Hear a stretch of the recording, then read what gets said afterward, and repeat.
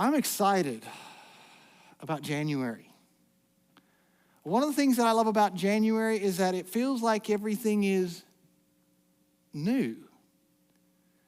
Everything that happened last year, we've all had some good things happen last year, didn't we? But there's also been those moments of, I'm glad to see the back end of those. And I love the fact that when we come to January, there's this moment of, it feels like it's a new start. I can simply go and I can kind of put a line through last year and say, with all the great things that it did, all the hard things, it's done. And now we got a new year. And this year is going to be a great year. I like that. Good year, forget that. We're going with a great year. And I love these moments where you can kind of put a line under the past and, in a sense, start something brand new. Now, I know as a church, I do the same thing. As a pastor, I sit up here and I look through, and as a pastor, I'm going through the previous year and I'm trying to, you go through all the things. And we've had some good things happen this last year. We've had a lot of great accomplishments. But I love a new year because it allows you time to stop. You put a line under it and say, all right, let's look forward. The past is there, and now we're looking forward. What are the possibilities that are opening up in front of us? What is God going to do for us this year? Now, I'm going to take the next month, this month of January, and we're going to talk about how do we stay on point? Because I love who we are as a church. How do we move forward into where we need to see God do in our lives? And so for the next few weeks, we're going to talk about our opportunities that I believe God has for us. Now, when we talk about a church, I'm just going to lay it out up front. We are unapologetic and we're open about why we exist. I have a hidden agenda for each and every one of you, except it's not hidden. If you walk through the door, I have an agenda that I'm already working on and you don't even know it. And I as a church and as a pastor, I have one goal for your life. And my goal is to help you move farther in your relationship with Jesus Christ. My one goal for you is that wherever you are at in your relationship with God, that you can move farther in that relationship. Now, I am automatically assuming that everyone who walks through this door does not have a relationship with God. I have a goal for you. I want you to know him. I want you to learn to love him. I want you to see what he's done for you. If you have come to a relationship and you've walked away from a relationship with God, I have an agenda for your life. I want you to be able to know him and his love for you and his forgiveness for your life and how coming back to following him will make your life better.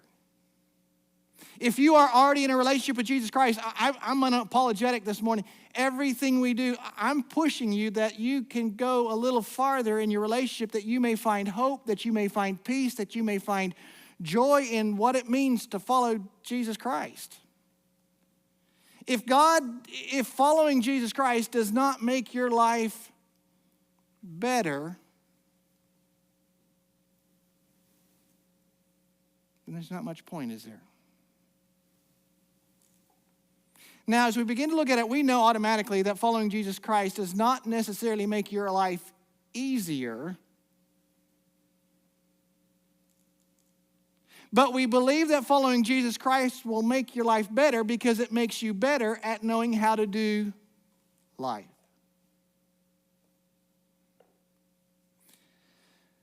Oh, I have an agenda for your, and we're going to talk about it over this next week.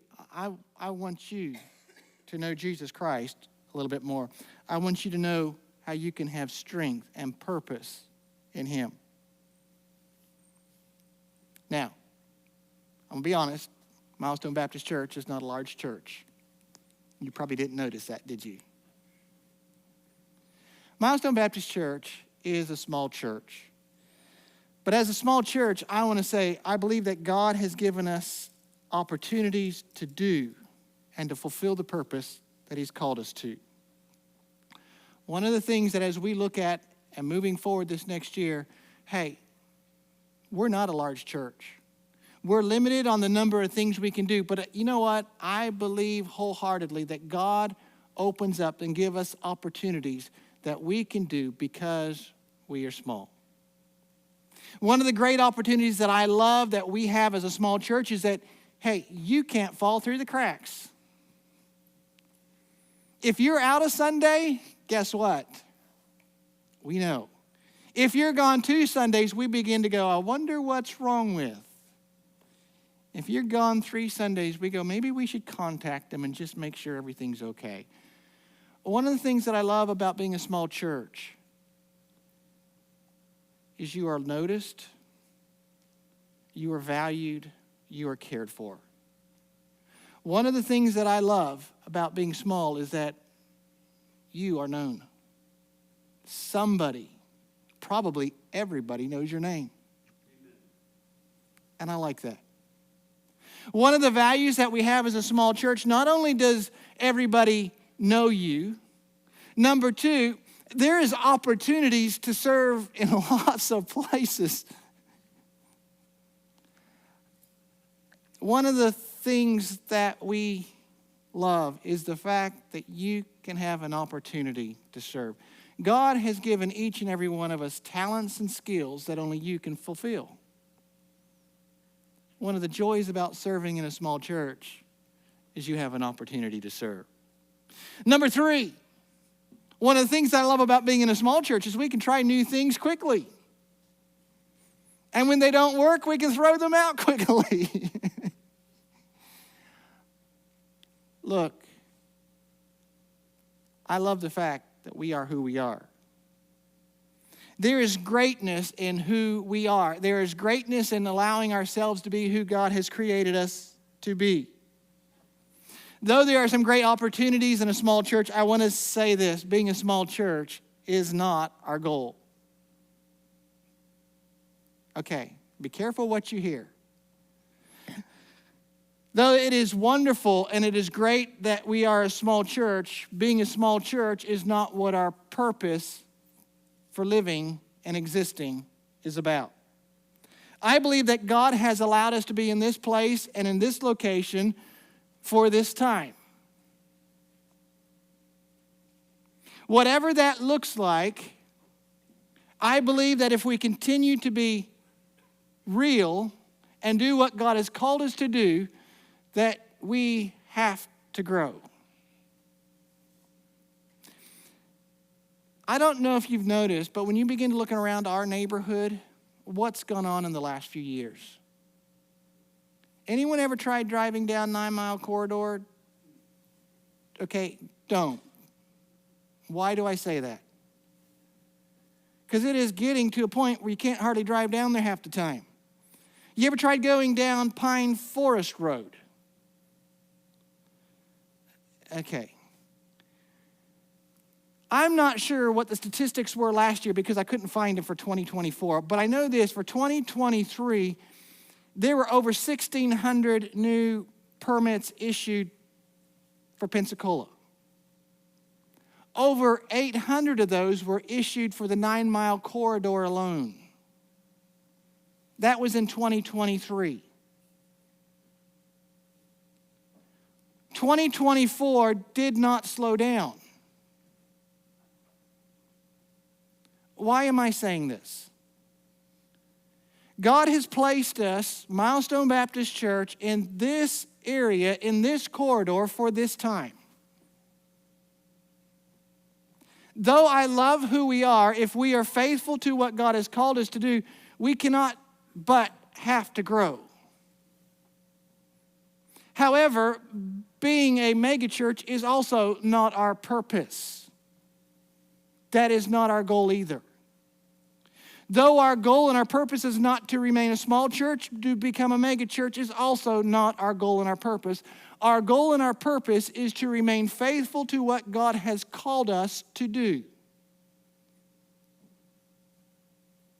Our goal and our purpose is simply one thing. Our goal is to move people into a deeper relationship with their Creator.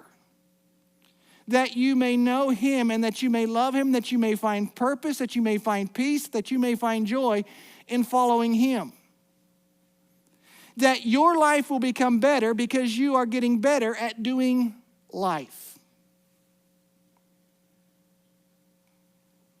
You see, we talk about growth, and I'm not simply talking about numeric growth. By the way, I'm excited because as we have gone through this last year, God has done some amazing things through our church.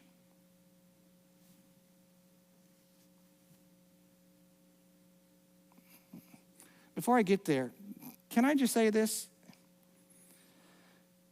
Part of the problem as we talk about growing as a church and amazing things that God is doing, sometimes we get so used to being and doing, and you ever get discouraged? You ever come on a Sunday morning and go, it's just the same 40 people? It's the same 45. Is it discouraging? Sometimes it can get a little bit. Maybe that's the pastor side of me talking. It becomes discouraging sometimes because you know what I sometimes do as a pastor? I compare my church, our church, to ones down the road. Sometimes it becomes discouraging because sometimes we have unfulfilled expectations. I thought I could do. Sometimes it becomes discouraging simply because there's hard moments we all face. We lose loved ones and members of our church who've been a part of us for a long time. But I want to say this. As we begin to look out, I want to focus this morning for just a few seconds on what God has done through you. What you've been able to be a part of this last year. You see, as we begin to talk about growth, and I believe God brings growth, sometimes growth is not necessarily always more numbers sitting in the seats. Sometimes growth is what happens amongst us. I want to start by saying this last year, we have seen some exciting growth simply in our relationships with each other. I love a lot of the things that happened to give us the opportunity to do this. By the way, it's a good time to say, if you missed the fishing yesterday, well, you didn't miss much on the fishing, but if you missed the fish fry last night, now you were missing something. It was too cold yesterday morning. But I love these moments that you guys create to spend time and get to know each other. I love the moments when Mary Ann gets together and creates breakfast for the ladies. I love the moments as men, we get together and do our men's breakfast. I love our Thursday morning coffee times. By the way, if you're a guy and you don't have anything going on at 7 o'clock, I love our Thursday morning coffee times. I love the small groups we have. I love the luncheons. There's just so many things go on time after time. There are these moments that we've learned to stop and just, I loved this last summer. We did our summer nights of fun. Okay, we did it over 4 different months. And for those of you who weren't a part of it, you missed out. It was good. It was fun. I enjoyed it. But what did we do in those moments? The eating is good, right? The coffee is good. But you know what the most important thing is? We built relationships. Being part of other people's lives is wonderful. Growth happens not just because we began to get into each other's lives, but as a church, you are part of our community. This last year as a church, you opened up your parking lot and allowed school buses to start coming in and dropping off and picking up kids. And you didn't know you were even part of other people's lives, did you? But it's an important part of being a part of our community that we became a part of this last year. This last year, Milestone Baptist Church opened up its building to more HOAs. I believe this last year there were over 10, 12, somewhere, I don't know, different HOAs that used our building this last year. This last year, we've had our building opened up for a wedding. We've stopped and as a church went out and to the Milestone community and got how many pounds of candy and handed it out in the park as, look, all of these things are not necessarily flashy and showy, but they allowed us to be a part of our community. Growth is not simply about the number of people who are sitting in our seats. Growth is about being involved with other people, being a part of our relationship. It's also been about your generosity. Can I just say this real quickly? As a church, I have not seen a church of your size that are as generous as you guys are. I'm going to say this. I'm going to brag on you guys for a moment because I can do nothing but brag on you guys. This last year, you guys gave hundreds of pounds of food over to Manna Food Bank. You have given thousands of dollars to different charities, such as Samaritan Purse, Pensacola Dream Center. This last year, we also gave some to Waterfront Rescue Mission.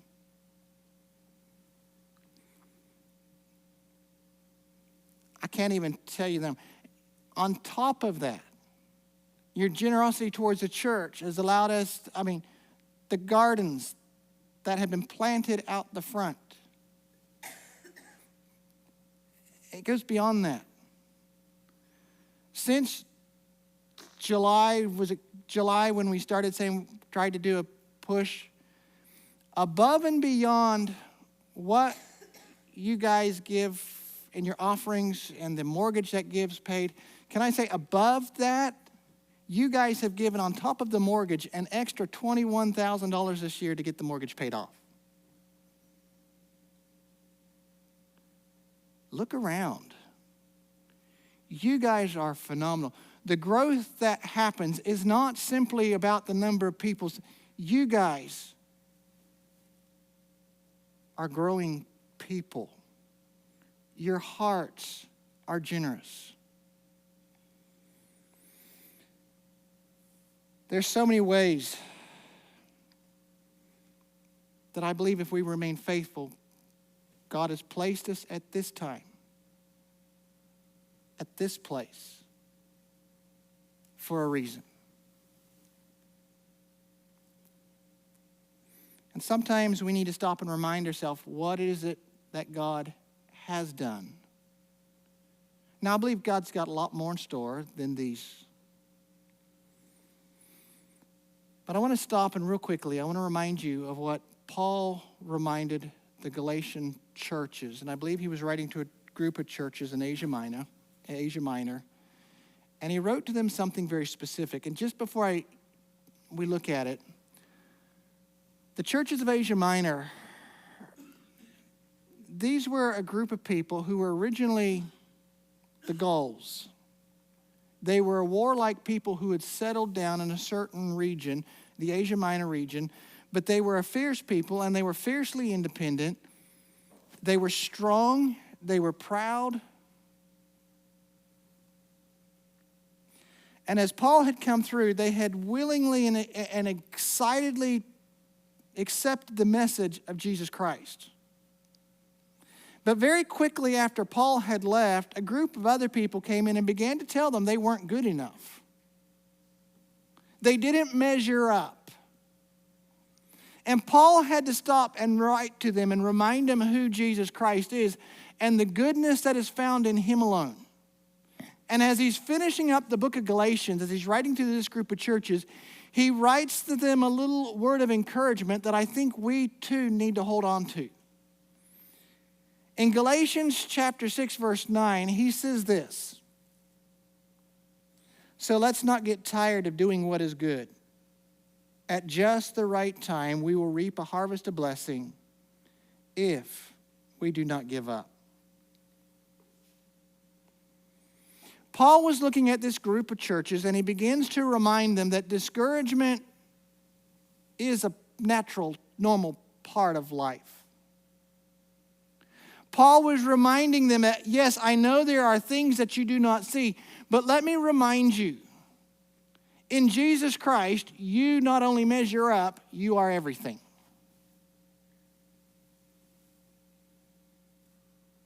You do not need to measure up to some human standard. You do not need to measure up to, but what you do need to do is remain faithful. Paul tells the Galatian church, if you stop and continue on doing what you know you need to do, God will reward.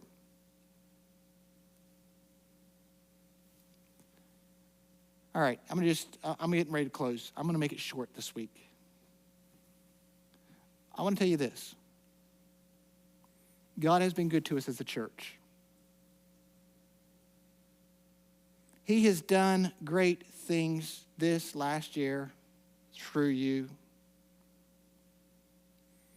And I believe he wants to do so much more this year.